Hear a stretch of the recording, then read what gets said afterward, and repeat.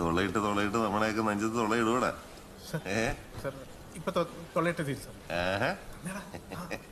ചായക്ക് കുച്ചിങ്ങ നിക്കല്ലേ?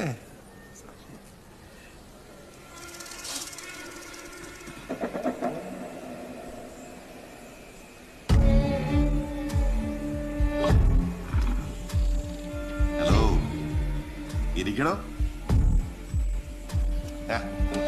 ഇരിയടാ, നന്നായിട്ടൊക്കെ ഉറങ്ങിയോ നീ?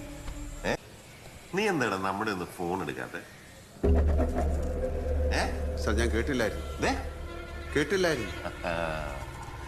കേൾക്കാത്തതോ അതോ കേട്ടില്ല എന്ന് നടിക്കാൻ തീരുമാനിച്ചോ? റാന്നി പെരുന്നാട് CAനെയാണ് നീ ഗവനിക്കാത്തത്.